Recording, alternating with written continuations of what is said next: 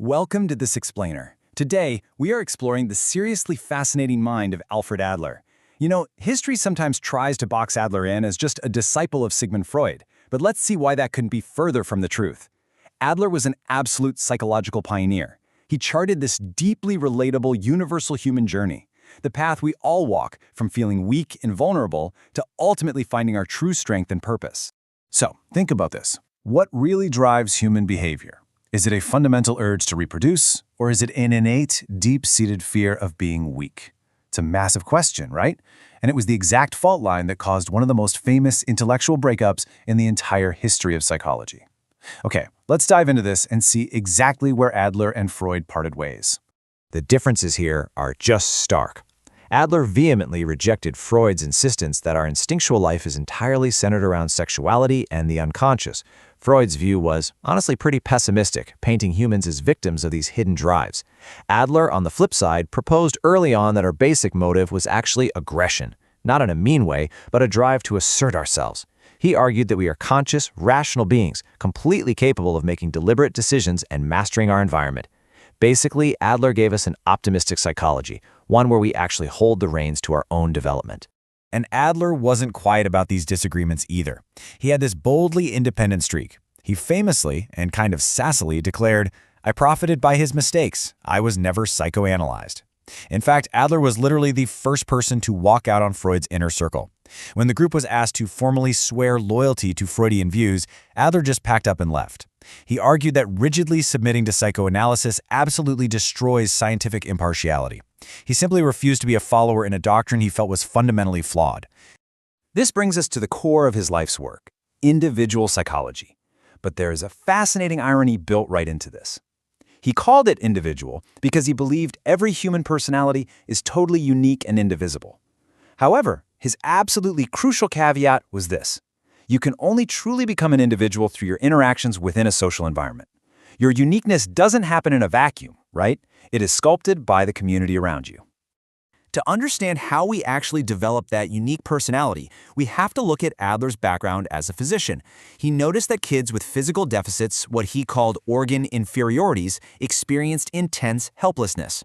To adjust to this, a person moves to a second step, compensation. They make up for a physical weakness by developing strengths somewhere else. Or they leap to a third step, overcompensation. This is where they literally convert that exact weakness into their greatest strength. It's an incredible coping mechanism. But Adler quickly realized this wasn't just about physical or medical deficits. He expanded this into a psychological reality that applies to every single one of us. Complete dependence and feelings of vulnerability are the universal starting point. Think about it. Every human being begins life as a completely dependent baby. We are entirely reliant on these giants, adults, just to survive.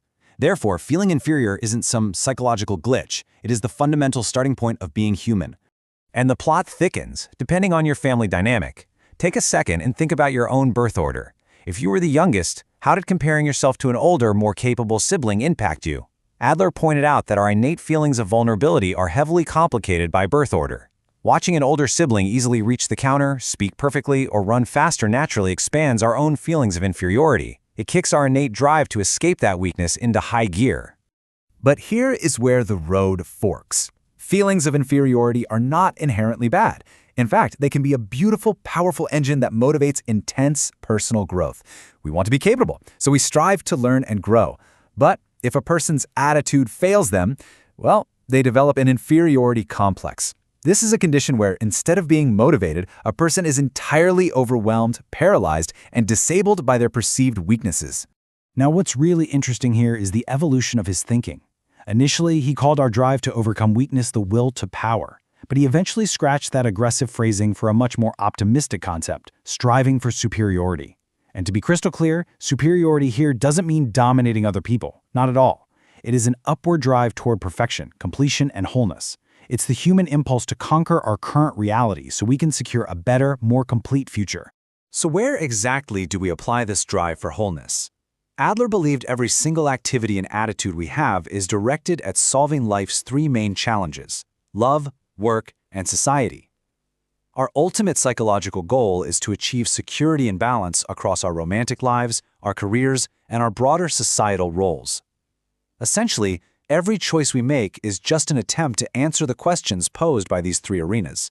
To solve these incredibly complex problems of inferiority, daily struggle, and finding our place in society, each of us develops what Adler called a style of life. This unique mode of adjustment is established incredibly early, literally during our first 5 years. Your style of life acts as the ultimate plumb line. It's the foundational blueprint that guides all of your thinking, all of your feeling, and all of your acting for the rest of your adult life. Because those early years are so critical, you might assume Adler and Freud agreed on how to study them. Nope. Freud obsessively tried to trace psychological issues back to entirely factual, objective childhood events. Adler took a completely different path. He argued that a person's early memories matter, whether they are completely accurate or not. Why? Because they reveal how that person subjectively interprets life. Your memories show the self-selected goals you've chosen. They act like a compass for your future identity. This leads us to the ultimate resolution of our human underdog arc, social feeling. Biologically speaking, an individual human is actually incredibly weak and ill-equipped to survive nature alone. We only survived and dominated because we banded together. Therefore, Adler argued that true superiority and wholeness absolutely require us to play our part in society's division of labor. We possess an innate sense of kinship with humanity because collective action is, literally, our evolutionary survival mechanism.